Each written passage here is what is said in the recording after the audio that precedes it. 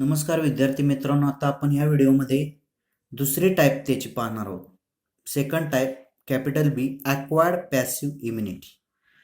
Passive आहे म्हणजे नक्की काय? अकार्यक्षम, अक्रियाशील, त्याला काय म्हणतात?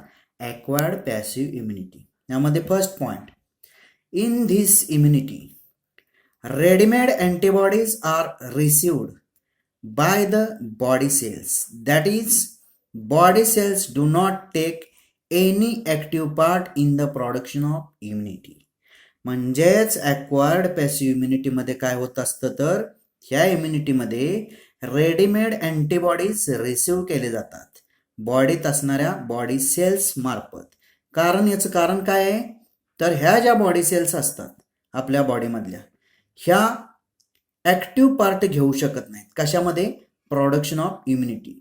म्हणजेच इम्युनिटी स्वतःहून प्रोडक्ट करत नाहीत. म्हणून काय करावं लागतं? रेडीमेड अँटीबॉडीज रिसिव्ह करावं लागतात. कोणत्या सेलला? तर बॉडी सेल्सला. म्हणजेच first point, in this immunity readymade antibodies are received by the body cells. That is body cells do not take any active part in the production of immunity. म्हणजेच acquired passive इम्युनिटीमध्ये बॉडीमधल्या ज्या body cells आहेत त्या readymade antibodies receive करतात.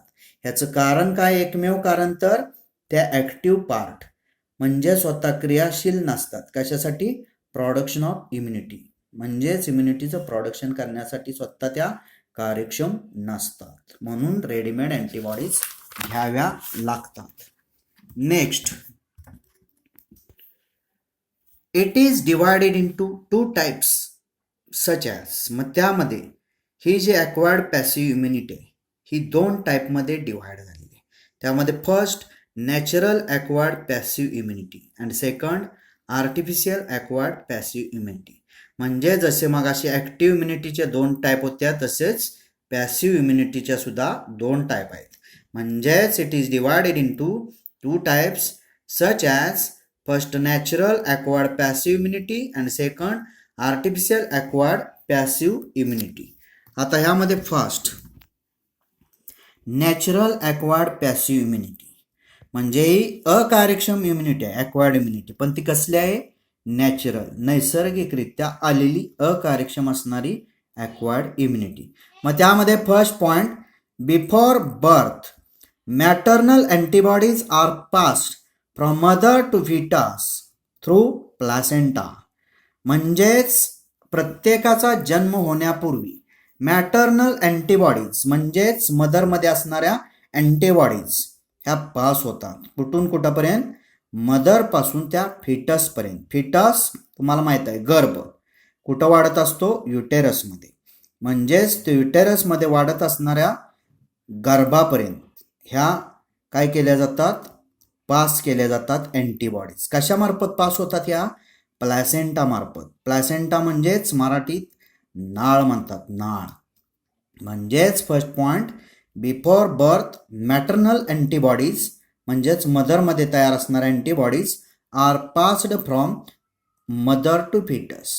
आईकडून त्या गर्भापर्यंत पोच केल्या जातात थ्रू प्लॅसेंटा. त्या कशामार्फत पोचवतात? तर एक मध्ये नाळ असते, नलिका, म्हणजेच प्लॅसेंटा, नाळ.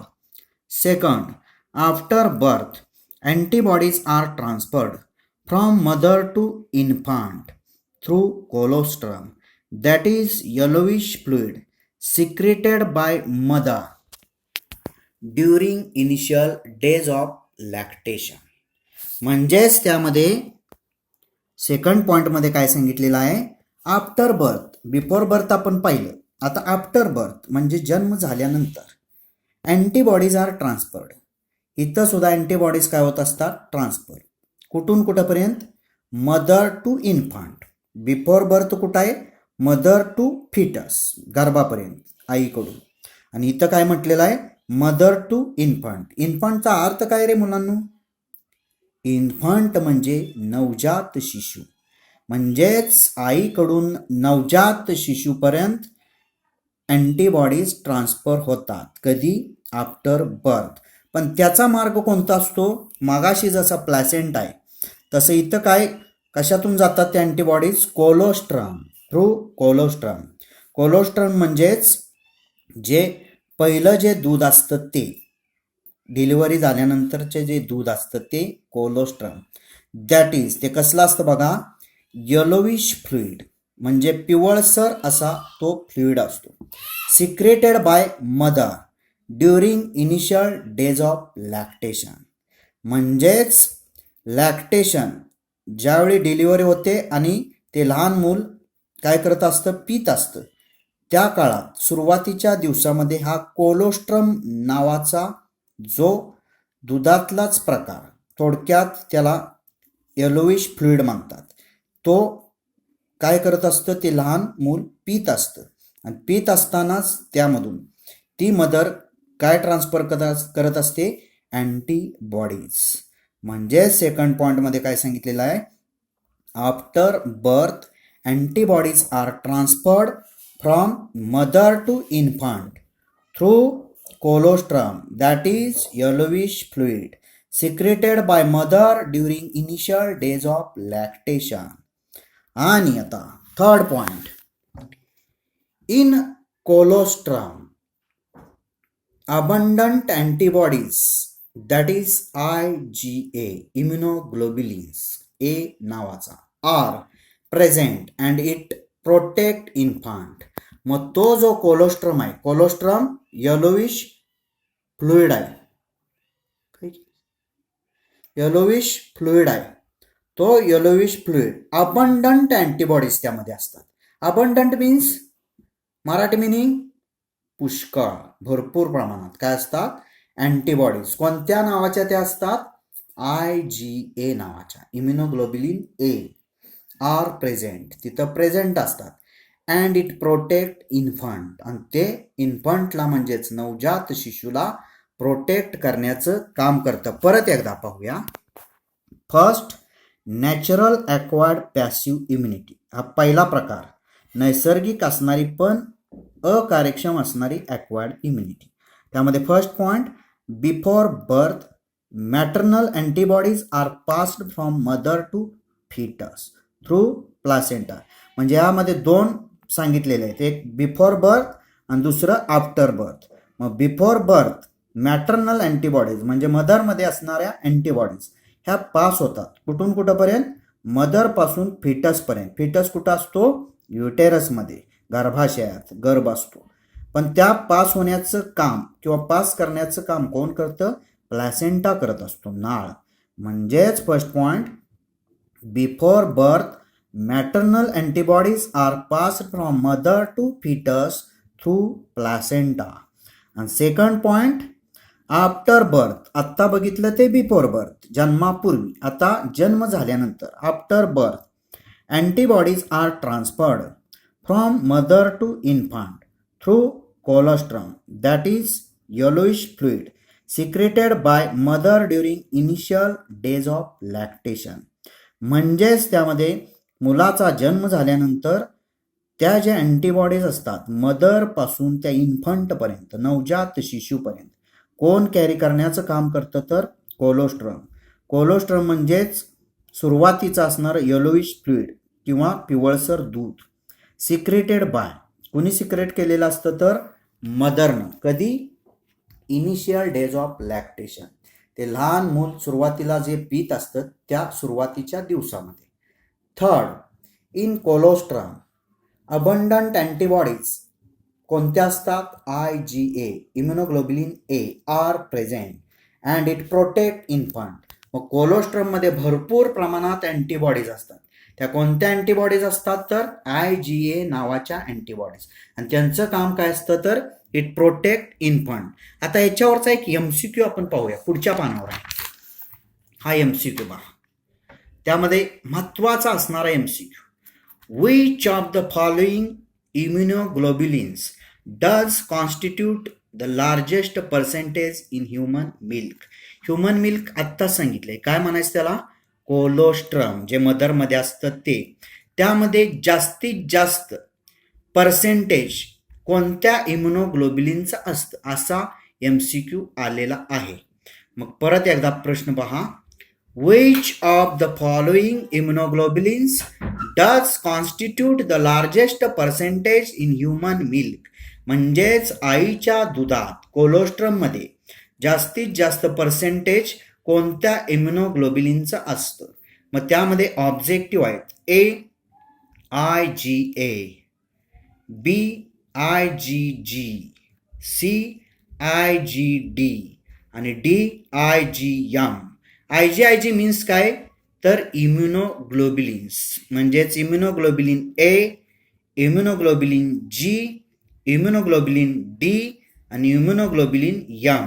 पण लक्षात ठेवा, डोक्यात आत्ताच फिट करून ठेवा, IgA immunoglobulin A present in colostrum of mother.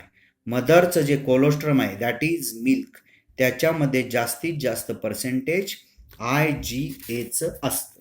असा MCQ बऱ्याच वेळा आलेला आहे. मग यामध्ये आता second type artificial acquired passive immunity. Artificial कृत्रिमरित्या, पॅसिव्ह अकार्यक्षम असणारी ॲक्वायर्ड इम्युनिटी. म्हणजेच त्यामध्ये first point, it is developed by injecting previously prepared antibodies using serum from humans or animals. म्हणजेच त्यामध्ये ही जी आर्टिफिशियल कृत्रिमरित्या ॲक्वायर्ड पॅसिव्ह इम्युनिटी जी आहे डेव्हलप कधी होत असते, इंजेक्टिंग प्रिव्हियसली प्रिपेअर्ड अँटीबॉडीज, पूर्वीच तयार करून ठेवलेल्या असतात अँटीबॉडीज, ते काय वापरून युजिंग सेरम. कुणाचा सेरम वापरला जातो, ह्युमन्स किंवा ॲनिमलचा. तो ह्युमन्स किंवा ॲनिमलचा सेरम वापरून पूर्वीच तयार काय करतात तर अँटीबॉडीज प्रिपेअर करून ठेवतात आणि त्या फक्त इंजेक्ट करायच्या असतात ह्युमन बॉडीमध्ये. त्याच्यानंतरच जी तयार होते इम्युनिटी ती कोणती असते, आर्टिफिशियल ॲक्वायर्ड पॅसिव्ह इम्युनिटी. म्हणजेच first point, it is developed by injecting previously prepared antibodies using serum from humans or animals. मग त्यामध्ये एक चांगलं एक्झाम्पल पाहूया. Example, antibodies obtained from hyperimmunized horses are injected to humans against rabies pathogens and it is short-lived immunity. Example यामध्ये काय घेतलेलं आहे तर अँटीबॉडीज मिळवल्या जातात, ऑप्टेन केल्या जातात. कुणापासून, hyper इम्युनाइज्ड हॉर्सेसपासून.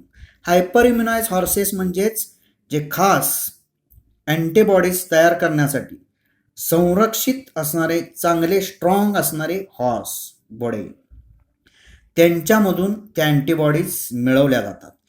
And injected to humans, आणि ह्युमन्समध्ये इंजेक्ट केल्या जातात. पण त्या कधी इंजेक्ट करतात, अगेन्स्ट रेबीज पॅथोजेन्स. रेबीज पॅथोजेन्स तुम्हाला माहीत आहे, रोगजंतू रेबीज नावाचा. ज्यावेळी माणसाला कुत्रं चावतं, डॉग बाईट, त्याच्यानंतर ह्या अँटीबॉडीज काय केल्या जातात, इंजेक्ट केल्या जातात. कुणामध्ये, ह्युमनमध्ये. त्या कुठून मिळवलेल्या असतात, हायपर इम्युनाइज्ड हॉर्सेसमधून. And it is short lived immunity. आणि ही जी इम्युनिटी असते ती तात्पुरत्या स्वरूपाची असणारी इम्युनिटी असते, थोड्या कालावधीसाठी असणारी इम्युनिटी असते. म्हणजे सेकंड पॉईंट एक्झाम्पल काय आहे, antibodies obtain from hyperimmunized horses are injected to humans against rabies pathogens and it is short-lived immunity. परत एकदा सेकंड इम्युनिटी पाहूया, आर्टिफिशियल ॲक्वायर्ड पॅसिव्ह इम्युनिटी. म्हणजेच त्यामध्ये कृत्रिम असणारी passive immunity. First point, it is developed by injecting previously prepared antibodies using serum from humans or animals. And second point, example, antibodies obtained from hyperimmunized horses are injected to humans against rabies pathogens and it is short-lived immunity. इथपर्यंत पूर्णपणे दोन्ही type झाल्या, इनेट immunity, acquired immunity. धन्यवाद.